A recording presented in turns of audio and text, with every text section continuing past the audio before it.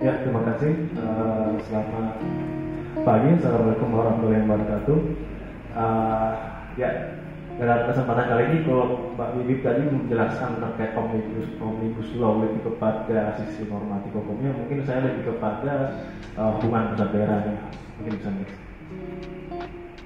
Ya, jadi pembahasan saya omnibus dan hubungan pusat daerah, omnibus law dan ancaman sentralisasi, soal wewenang pemerintah kepala daerah oleh pemerintah pusat dalam draft RUU Cipta Lapangan Kerja, soal pembatasan dan pembentukan dan pembatalan peraturan daerah dalam draft RUU Cipta Lapangan Kerja dan berbentuk Indonesia.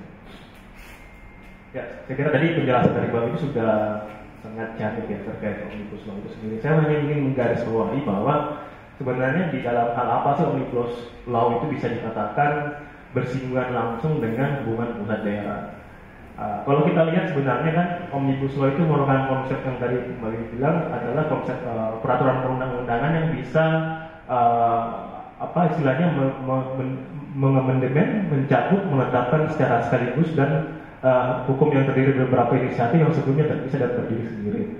Artinya ketika omnibus law itu mengatur suatu urusan tertentu, maka urusan yang sebelumnya diatur dalam undang-undang khusus yang lagi itu menjadi tidak berlaku untuk sebagian atau keseluruhan. Artinya, bisa next. Artinya, back. Artinya omnibus law itu bisa mempengaruhi peraturan perundang-undangan baik secara horizontal sesama undang-undang ataupun secara vertikal ke bawah. Dalam artian kalau kita kaitkan dengan hierarki peraturan perundang-undangan menurut pasal 7 nomor undang-undang nomor 12 tahun 2011 pembentukan peraturan perundang-undangan. Jadi omnibus itu bisa secara horizontal mempengaruhi undang-undang sesama undang-undang, bisa mempengaruhi peraturan presiden, peraturan pemerintah hingga peraturan daerah itu sendiri. Di tahap inilah kemudian omnibus law kita katakan bersinggungan secara tidak langsung dengan hubungan pusat daerah ketika omnibus law itu tidak hanya mempengaruhi kebijakan pusat semata, tapi juga kebijakan pemerintah daerah. Next. Ya, tadi dikatakan juga bahwa saat ini ada 4 omnibus law ya. Tapi kalau saya sisir sendiri di situsnya dpr.go.id, di situ sebenarnya ada tiga undang-undang yang secara eksplisit disebut dalam kurung omnibus law, yaitu draft RUU ketentuan fasilitas perpajakan untuk penguatan perekonomian, draft RUU pengembangan dan penguatan sektor keuangan, dan draft Cipta Lapangan Kerja. Dua ini sebenarnya kita dapat dari perkembangan berita, di mana RUU kefarmasian katanya akan dibentuk berdasarkan konsep omnibus law dan juga RUU Ibu Kota Negara. Tapi pembahasan ini saya lebih khususkan kepada RUU Cipta Lapangan Kerja. Sebenarnya kita lihat dan sebenarnya sudah dibahas juga bahwa Cipta Lapangan Kerja yang sebagaimana bergulir hari ini ramai mendapat sorotan ya. Karena tiba-tiba beredar draftnya, sedangkan draftnya beredar, sedangkan akses untuk mengakses penyusunan draft itu sebenarnya nggak dibuka secara umum, nggak bisa diakses langsung. Ya benar juga bahwa sudah ada ya disclaimer dari Kemenko Perekonomian bahwa yang Kementerian Perekonomian itu nggak bertanggung jawab langsung. Tapi kan sudah bersebar, jadi kita langsung analisis saja. Di dalam draft itu sendiri sebenarnya ada dua yang ingin saya soroti, yang berkaitan langsung dengan hubungan pusat daerah, yaitu soal wewenang pemerintah kepala daerah dan soal pembatasan pembentukan peraturan daerah atau pembatasan peraturan daerah. Bisa next. Ya, kemarin kan ketika ini ya rapat dengan pendapat saya di DPR ya. Ketika itu dipanggil Pekan Rakyat dan Dalam Negeri dipanggil oleh DPR untuk menjelaskan terkait konsep omnibus law itu sendiri. Nah, pada saat itu juga kemudian beredar narasi bahwa dalam draft RUU Cipta Lapangan Kerja, Mendagri bisa memecat gubernur. Kemudian beredar seketika narasi di Facebook bahwa klausa ini sebenarnya ditujukan untuk menjegal salah satu figur gubernur tertentu yang menjabat sebagai gubernur itu untuk maju dalam pemilihan presiden Dalam hal ini kita bisa mengasumsikan, sebenarnya yang dia maksudnya Gubernur DKI Jakarta. Jangan sampai ini katanya Omnibus Law ini untuk pembatalan ini, pemecatan ini ditujukan kepada dia, kemudian diklarifikasi. Nah, kita bisa lihat sebenarnya bagaimana sih itu pemberhentian kepala daerah itu dalam draft yang terakhir yang saya dapat juga dari sebarannya itu diatur dalam pasal 520 bahwa sebenarnya yang kapan dalam situasi apa seorang kepala daerah bisa diberhentikan. Ternyata ketika kepala daerah itu tidak melaksanakan program strategis nasional. Sebenarnya ada dua pasal. Ini pasal pertama 520, mungkin bisa next lagi, dan 521. Sebenarnya hampir sama saja ya. Tadi yang sebelumnya di program strategis nasional ini ditambah lagi norma standar prosedur dan kriteria. Sebenarnya sama saja. Sanksinya juga diberhentikan sementara, kemudian bisa diberhentikan secara permanen ketika dalam hal yang bersangkutan kepala daerah atau wakil kepala daerah tidak selesai menjalani pemberhentian sementara dan kemudian masih saja tidak melaksanakan program strategis nasional tersebut. Bisa lagi. Next. Nah, terus kalau kita kaitkan dengan undang-undang pemerintah daerah itu sebenarnya bagaimana sih pemerintah kepala daerah itu? Dibenarkan tidak? Oke. Dalam undang-undang pemerintah daerah sendiri nomor 23 tahun 2014 yang terbaru ini, sebenarnya undang-undang pemerintah itu ada pasal 68.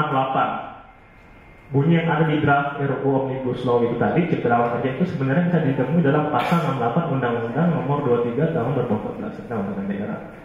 Bunyinya kurang lebih sama. Terus kalau kita lihat tadi kan ketika misalkan seorang kepala daerah dan wakil kepala daerah tidak menjalankan program strategis nasional, diberikan teguran oleh Mendagri untuk gubernur dan kepada kabupaten kota untuk gubernur. Jadi gitu, ada tahapannya. Tapi kalau kita lihat di Undang-Undang Pemda, wewenang pemerintah daerah sebenarnya berada di Presiden dan Mendagri di situ. Nah, di Undang-Undang Pemda sendiri diatur bahwa untuk memberhentikan seorang kepala daerah itu tidak bisa langsung segitu saja. Ada prosedurnya. Harus melalui usul DPRD, harus melalui putusan MA. Sebenarnya secara umum kita bisa melihat bahwa kepala daerah itu hanya bisa dipecat hanya dua alasan, yaitu karena mendapatkan sanksi administratif atau karena melakukan perbuatan pidana di atas 5 tahun atau korupsi. Nah, itu. Kalau sanksi administratif itu harus melalui usul DPRD. Kalau tidak, ya Presiden atau Mendagri itu sebenarnya nggak bisa langsung memecat. Kecuali dalam pasal 68 tadi itu tidak menjalankan program strategis nasional, itu sebenarnya salah satu pemecatan, pemberhentian yang bisa dilakukan langsung tanpa melalui tahapan. Bisa next. Ya, lantas kalau misalkan seperti itu, bagaimana sih sebenarnya kalau kita lihat dari negara demokrasi ya? Bisa nggak sih? Artinya kepala daerah yang kalau kita asumsikan dipilih melalui pemilu kada, dia memperoleh langsung sumber legitimasi dari pemungutan suara. Presiden juga, ya kan, dipilih dari pemilu yang berbeda. Kemudian ujuk-ujuk Presiden bisa memberhentikan itu, bisa nggak sih? Sebenarnya hal ini bisa kita lurusin ya, kalau kita kaitkan dengan konteks negara kesatuan dengan perspektif hukum administrasi negara. Dan next. Ya, jadi kalau kita bicara konteks negara kesatuan, sebenarnya itu hanya ada satu lembaga legislatif. Begitu juga hanya ada satu lembaga eksekutif. Yang dimaksud dalam hal ini adalah pemerintah pusat itu sendiri. Tapi karena negara kesatuan kita menganut prinsip desentralisasi, maka pemerintah pusat yang memegang wewenang tertinggi dalam bidang pemerintahan negara itu kemudian memberikan mendesentralisasikan atau melimpahkan beberapa urusan pemerintahan untuk diurus sendiri oleh daerah otonom. Nah, dalam hal ini ketika urusan itu diberikan, otomatis harus ada pengawasan. Pengawasan itu yang kita lihat sebagai fungsi kontrol yang dijalankan oleh pemerintah pusat tadi bisa memberhentikan seperti itu. Kurang lebih seperti itu kalau kita lihat dari konteks negara kesatuan dan perspektif hukum tata negara, hukum administrasi negara ya. Bisa next? Ya bisa next lagi. Yang jadi permasalahan sebenarnya itu ketika pembentukan dan pembatalan peraturan daerah ya. Dalam pasal 523 kita lihat di situ sebenarnya ada 2 pasal yang membicara terkait peraturan daerah. Jadi peraturan daerah dikatakan di pasal 522 kalau nggak salah, peraturan daerah itu dilarang bertentangan dengan peraturan yang lebih tinggi, kepentingan umum dan asusila. Kemudian di pasal selanjutnya ada juga dilarang, dikatakan peraturan daerah dilarang ketentuan peraturan yang lebih tinggi, kepentingan umum, asusila dan kebijakan pemerintah pusat. Ini merupakan klausul baru. Dalam Undang-Undang Nomor 12 Tahun 2011 tentang pembentukan peraturan undang-undangan, kebijakan pemerintah pusat itu tidak diatur atau merupakan salah satu ketentuan yang sama sekali baru. Kita coba telusuri seperti apakah yang dimaksud dengan kebijakan pemerintah pusat itu yang bisa membatasi pembentukan peraturan daerah. Disebutkan dalam pasal 523 ayat 1A yang dimaksud dengan kebijakan pemerintah pusat adalah kebijakan presiden yang diputuskan dalam sidang kabinet atau rapat terbatas atau pelaksanaan dari instruksi presiden yang dapat berupa pelaksanaan program pembangunan, perizinan dan kemudian berusaha, pelayanan atau pembebanan biaya atas pelayanan. Nah, kalau kita perhatikan sebenarnya di redaksinya itu artinya kebijakan pemerintah pusat ini belum ditentukan secara eksplisit bentuknya seperti apa. Nah, dalam pasal selanjutnya ketika suatu peraturan daerah dikatakan bertentangan dengan kebijakan pemerintah pusat, itu bisa dibatalkan oleh presiden. Benar bahwa kebijakan ini sebenarnya sudah dibatalkan sebelumnya oleh Mahkamah Konstitusi. Kalau kita lihat sendiri juga di dalam praktik undang-undang pemerintah daerah sebelumnya, ketentuan serupa sebenarnya bisa ditemukan di Undang-Undang Nomor 32 Tahun 2004. Di situ jelas bahwa ketika ada suatu peraturan daerah yang bertentangan dengan 3 ketentuan peraturan undangan, kepentingan umum dan susila, itu dibatalkan dengan peraturan presiden. Hanya saja ketika diatur di Undang-Undang Nomor 23 Tahun 2014 sudah bukan lagi peraturan presiden, tapi dibatalkan dengan produk hukum keputusan. Dalam hal ini kalau kita belajar hukum itu namanya basic. Nah, walaupun kita lihat praktik pada Undang-Undang Nomor 3 Tahun 2004, itu sebenarnya tidak konsisten juga. Disebutkan dibatalkan melalui peraturan presiden, tetapi dalam pelaksananya dibatalkan dengan keputusan menteri.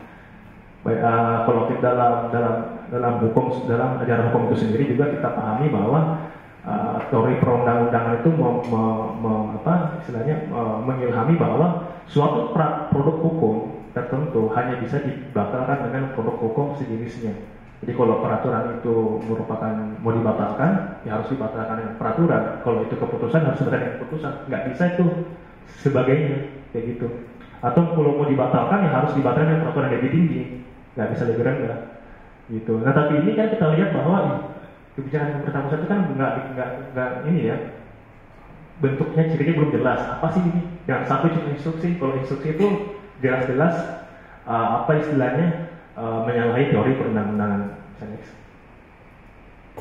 Iya, selain saya bilang itu menyalahi teori perundang-undangan, bisa juga dikatakan sebagai bertentangan dengan Undang-Undang Dasar ya, atau tepatnya pasal 18 ayat 5 yang dimana di situ disebutkan bahwa pemerintah daerah dalam hal menjalankan otonominya itu menjalankan otonomi luas. Artinya dengan adanya kebijakan pemerintah pusat ini bisa membatasi yang dimaksud dalam pasal 18 ayat 5 itu. Dengan begitu, kalau ini tidak segera dicabut, ya bisa jadi ini sebagai jalan pembuka untuk menuju jurang sentralisasi. Ya, sebagai penutup, mungkin saya bisa merekomendasikan bahwa penyusunan draft omnibus law itu perlu ditinjau kembali ya, dan melibatkan segenap pemangku kebijakan dari pusat hingga daerah. Bukan hanya tadi seperti Mali bilang hanya kepentingan pengusaha semata. Karena kalau misalkan seperti ini dibiarkan, konsep seperti ini dibiarkan, yang sebelumnya kita lakukan, wah ini bakal istilahnya apa, memperbaiki kondisi tumpang tindih dan obesitas atau hiperregulasi yang terjadi di Indonesia, bisa saja menjadi malapetaka, menggerus kepentingan berbagai pihak, kepentingan kerja, kepentingan pemerintah dan sebagainya. Oke, sekian dari saya. Terima kasih.